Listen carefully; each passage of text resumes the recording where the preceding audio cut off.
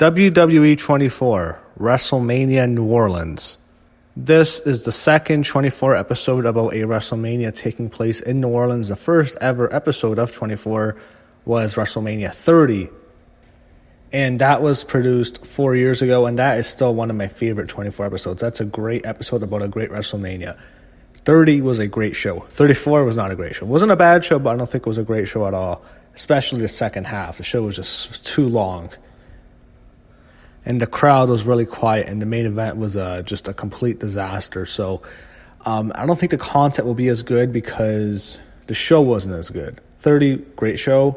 You can have great content. Here, not so much. And 30, that 24, like the atmosphere going into New Orleans during WrestleMania 30 was so much more memorable and exciting than 34 was. So much happened in 2014 in New Orleans. 2018, not much happened. So it's hard to compare the two. That's why I don't think I like WrestleMania 34 as much, because I love WrestleMania 30. That's a top 5 WrestleMania for me. And being that they went to the same building only a few years later, it didn't hold up. But here, this is going to be really interesting because this starts off at the end of the main event. Brock Lesnar walks into Gorilla and he throws the title belt at Vince McMahon. I remember hearing the story. Some dirt sheets reported that he threw the belt at Vince and there was like a brief fight, but there was nothing else that we really knew, but we get to see it here. So when Brock throws the belt, you can hear Vince say, "Hey, asshole." There's also rumors that Shane went after Brock, which is just, Shane, it bothers me. But that's the intro to the episode. They call it WrestleMania New Orleans now, but it was originally going to be called WrestleMania Big Easy. But they went with the New Orleans name because the last episode was just called 30. They didn't call that one New Orleans. They show several of the wrestlers interacting with fans at Bourbon Street and in Access. And then the first really featurette is Daniel Bryan. They show his return. And what he went through for the 3 years that he couldn't wrestle for, all the way to making his journey back to the Superdome, where he won the world title at WrestleMania 30. Now we see several superstars arriving to the stadium. Now they're talking about the next features on Rusev and Lana. They're showing when he arrived on the tank at WrestleMania 31, which is a really cool entrance. Now we go to Ronda Rousey and her journey to WrestleMania. They show her interacting with a lot of people backstage. They're showing highlights from when Ronda attacked Triple H and Stephanie at WrestleMania 31. That was actually a really good segment, and how much she enjoyed it. And then she came at Royal Rumble last year, and she had the mixed tag match. I don't think they told us how long they rehearsed this damn match. So it's kind of cool seeing some of the wrestlers before the show standing on the stage, setting up their entrances, interacting with Vince. It was actually kind of cool. We see a lot of that. Saw a lot of it Shane, with the Roman, with a lot with Ronda. I'm really enjoying that part. The next feature's on Nia Jax. She talks about her family. She show her interacting with one of the Usos. They show her at WrestleMania 32 in Dallas, and she's talking about how she wanted to get on the big stage. Yeah, that match was so forgettable with Alexa Bliss. I don't remember anything from that match. It's like a giant PSA for bullying, and this is what they wanted to do with Nia Jax. She's a heel now, but this is where they wanted to take her. They wanted to make her this super baby face. It fell flat on its face. This whole anti-bullying thing, it's just been a flop. So, yeah. I think ever since she cut that terrible promo, I think at Backlash, that just got scrapped because it's horrible. But they're really pushing it big here. They show a lot of the fans taking over Bourbon Street, which was obviously a great atmosphere. WrestleMania should go to New Orleans like every few years because that's a perfect place. I think New Orleans, like everything's close by. That's the perfect shape for WrestleMania. I'm sure we'll see a lot more there. It just works there. There was a really funny part. Roman Reigns is driving a golf cart backstage and he sees Dana Brooke. She's rubbing oil on Sonya Deville, like wrestling oil. It was a really funny part. So the show starts finally. It takes us 20 minutes to get to the show starting, and they have the opening match. They don't show any of the pre-show. They don't show any of the 2 battle royals or anything like that. They just go right to Seth Rollins winning the triple threat match with Balor and Miz.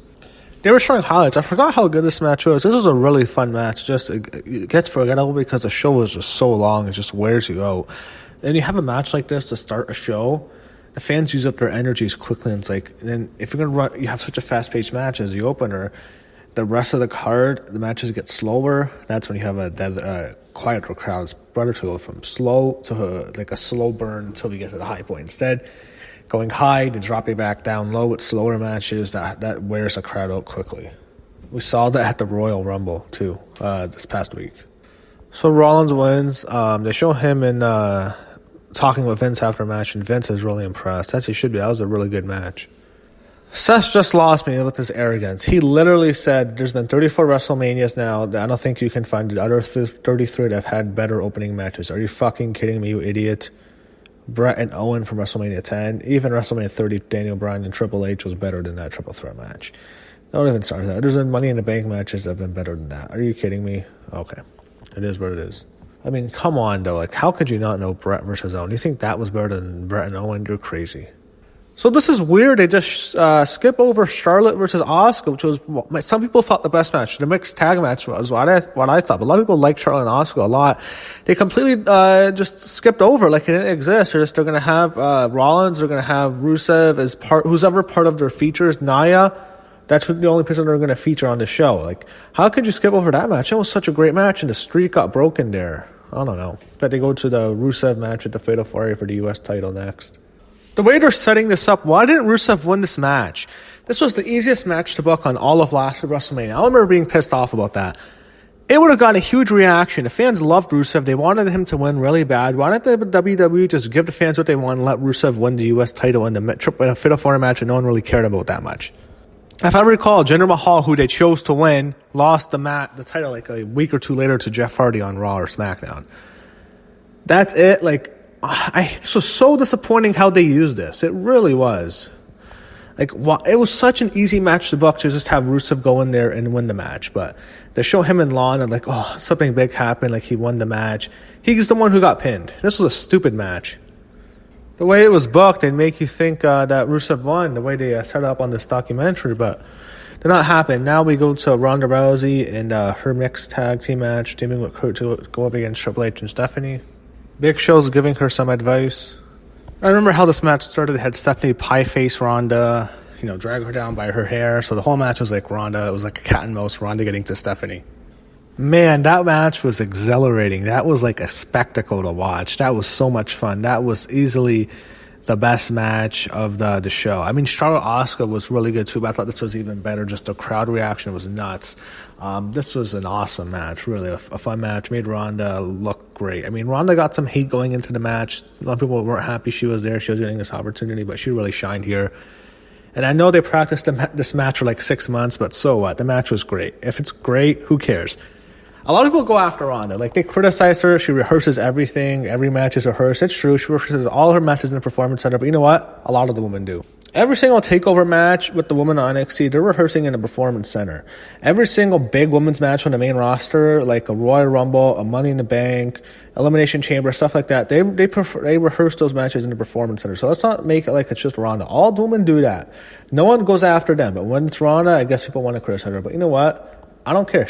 She went over this match for 6 months. They trained every spot. It was a great match. It was really entertaining. I don't care if it's rehearsed. Good. It was a great match. Dana White was in attendance. They didn't have any interviews with him, but Kurt Angle actually kind of looks like Dana White. So it was actually a good partner for her to have. They show Ronda hugging Natalya backstage. So this moment really meant a lot to her because I think she was...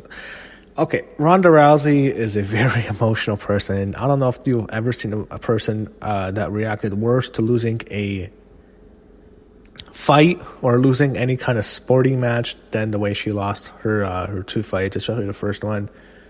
So this was definitely a happy moment to see her really, enjoying the moment here. And it's almost like those two, I think the losses humbled her. And just like a different Ronda Rousey from the UFC Ronda Rousey. WWE Ronda Rousey is very likable. I like that part with Ronda and Shawn Michaels backstage. She's really showing a lot of respect. She's really happy to be there. So next they go to Elias, and now they're going to show the John Cena Undertaker stuff, which was just horrible. They really milked this and went forever. They made you try to think Undertaker was not coming out. They did the whole stuff with Elias, but you knew Taker was coming, and he did.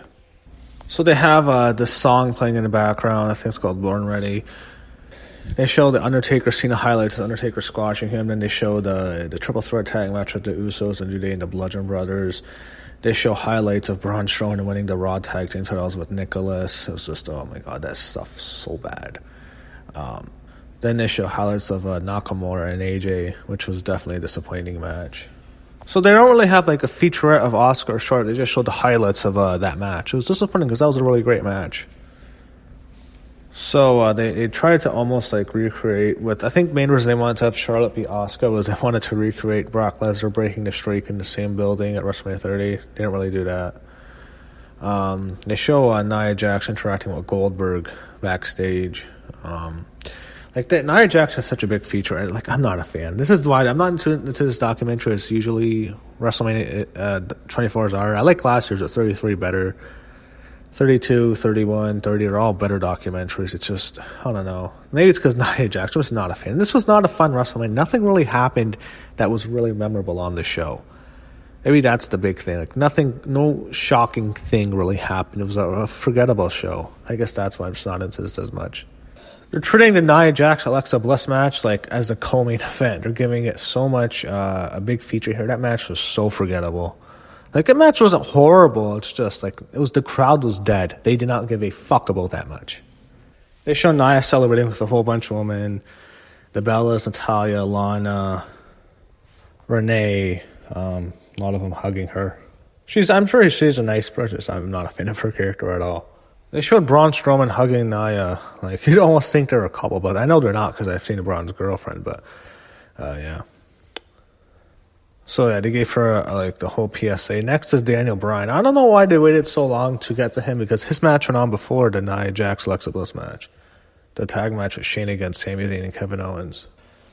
This match was not very good. It was just like they jumped Daniel Bryan to beat him down, and the match dies to death because they just double-team Shane until Daniel Bryan makes the save. The Daniel Bryan feature was good too. It was a nice happy moment. And then finally we get to the last part. Roman Reigns is the focal point. It's his match with Brock Lesnar. That was just, man, I want to see how I'm looking forward to see how Brock interacts with Vince. I want to see why he was so mad. The video package is a lie. The fans were just shitting all over this match. They did not like Roman.